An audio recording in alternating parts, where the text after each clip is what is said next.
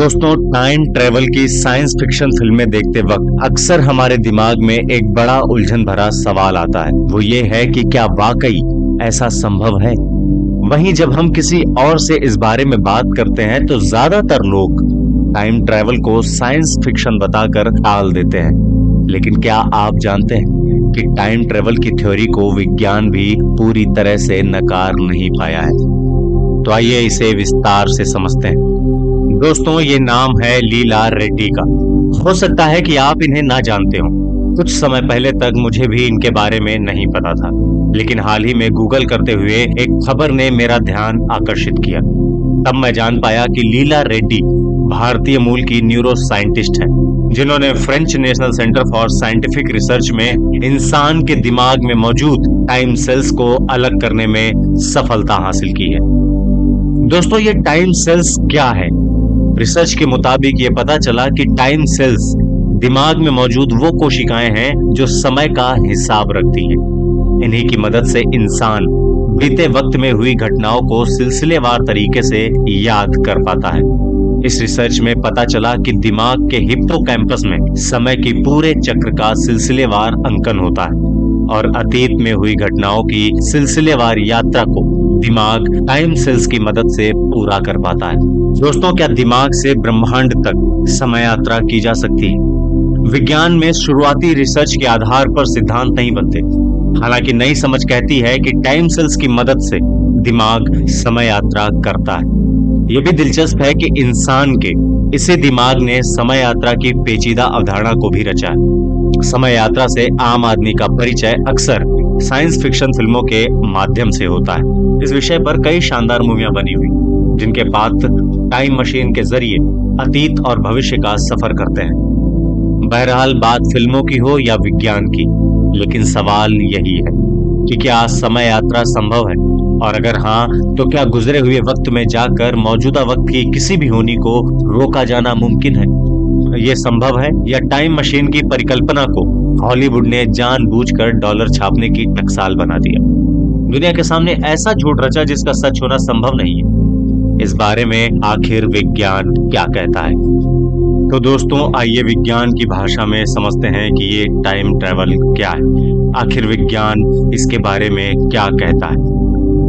Time travel यानी समय यात्रा, जिसका जिक्र सबसे पहले 1895 में प्रकाशित हुए द टाइम मशीन उपन्यास में मिलता है। इसे विज्ञान गल्प के जनक माने जाने वाले लोकप्रिय विज्ञान लेखक H.G. वेल्स ने लिखा था, लेकिन ये कोरी कल्पना पर आधारित नहीं था। साहित्य और फिल्मों के रचना संसार में टाइम ट्रेवल की अवधारणा कुछ वैज्ञानिक सिद्धांतों पर रची गई है। ये सिद्धांत दुनिया के सामने तब आए जब विलक्षण मेधा के धनी वैज्ञानिक अल्बर्ट आइंस्टाइन ने दुनिया के बारे में सोच बदल देने वाली थ्योरी ऑफ रिलेटिविटी यानी सापेक्षता के सिद्धांत को प्रस्तुत किया। दोस्तों, टाइम ट्रेवल की कल्पना को रिलेटिविटी के सिद्धांतों को समझे बिना समझना मुमकिन नहीं है।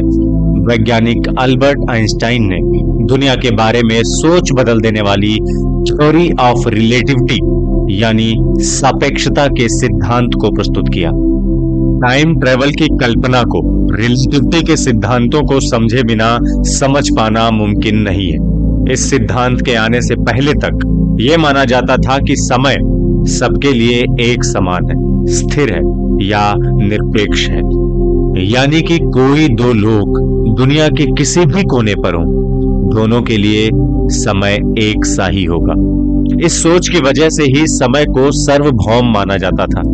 आइंस्टीन के सापेक्षता के सिद्धांत ने इस मान्यता को चुनौती दी और ये अवधारणा दी कि समय सबके लिए एक जैसा नहीं होता, यानी दो अलग अलग जगहों पर मौजूद लोगों के लिए समय अलग अलग होता है।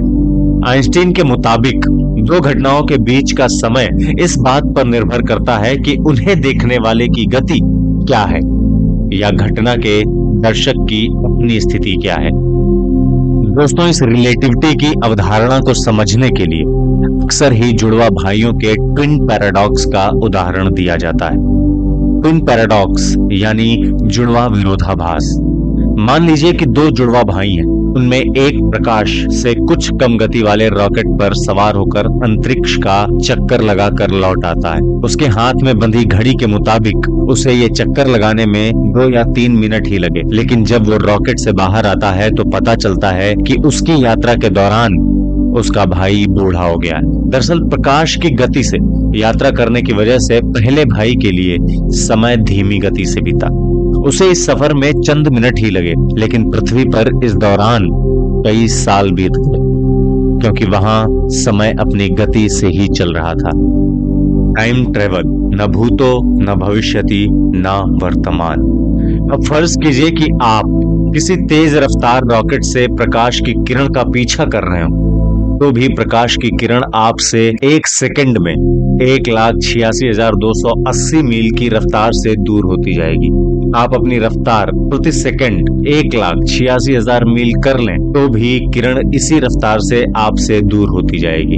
अब सोचिए कि इस रेस को पृथ्वी पर खड़ा कोई व्यक्ति देख रहा हो और आप उससे पूछें कि उसने क्या देखा, तब वो बताएगा कि वो आपके और प्रकाश के बीच की दूरी बढ़ते हुए नहीं बल्कि घटते हुए देख रहा था। दरअसल टाइम को हम एक गतिमान चीज मान लेते हैं, जिसका एक अतीत है, एक वर्तमान है और आने वाले वक्त में एक भविष्य भी होगा।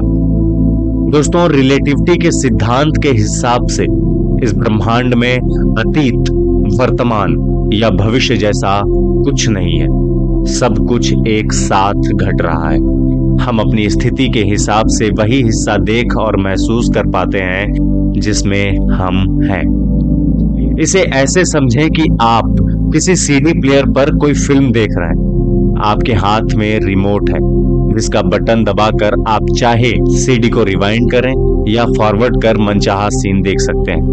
रिवाइंड यानी कि भूतकाल और फॉरवर्ड यानी भविष्य। सब कुछ सीडी पर पहले से ही दर्ज है, बस आपको कोई भी हिस्सा देखने के लिए उस जगह या फ्रेम में जाना पड़ता है। आइंस्टीन के मुताबिक टाइम भी एक ऐसा ही फ्रेम है जो अपने आप में स्वतंत्र नहीं है, बल्कि स्पेस के साथ मिलकर एक फ्रेम की रचना करता है। दोस्तों, अब सवाल ये उठता है कि क्या ऐसी कोई तरकीब, कोई मशीन बनाना संभव है कि हम रिवाइंड या फॉरवर्ड कर अपने मनचाहे फ्रेम पर जा सके और अतीत या भविष्य की यात्रा कर सके, अपने पुरखों या आने वाली पीढ़ी के सदस्यों के साथ वक्त बिता सके? जी हाँ दोस्तों, ये संभव है। समय यात्रा संभव है, लेकिन व्यवहारिक रूप से टाइम मशीन का निर्माण एक परिकल्पना ही है, जिसे भविष्य पर छोड़ देना चाहिए। हालांकि सवाल ये भी है कि अगर भविष्य में कभी टाइम मशीन बना ली गई, अब क्या यह संभव होगा कि अतीत में जाकर मौजूदा वक्त की किसी होनी को रोका जा सके? वैज्ञानिक इसे समझने के लिए बहुत ही मशहूर ग्रैंडफादर पैराडॉक्स का इस्तेमाल करते हैं। मान लीजिए कि टाइम मशीन का कोई समय यात्री भूतकाल में जाकर अपने दादाजी को उनके विवाह होने से पहले ही मार दे, तो खुद उसके अस्तित्व का क्या होगा? मतलब जब किसी ने अपने दादाजी को ही मार दिया और उसके बेटे का जन्म ही नहीं हुआ, तो पोते का जन्म कैसे होगा? ये बहुत ही नॉनसेंस टाइप की बात है, लेकिन जब कभी भी इसका उत्तर मिल गया तो ये भी पता चल जाएगा कि टाइम मशीन से भूतकाल में जाकर वर्तमान की किसी होनी को रोका जाना या बदलाव करना संभव है या नहीं। और जब तक इसका उत्तर नहीं मिलता, तक आप हॉलीवुड की साइंस फिक्शन फिल्मों का आनंद लेते रहिए। तो दोस्तों, अगर आपको ये वीडियो अच्छी लगी तो इसे लाइक करें, अपने दोस्तों के साथ शेयर करें, इस चैनल को सब्सक्राइब करें और साथ ही बेल आइकन दबाना ना भूलें।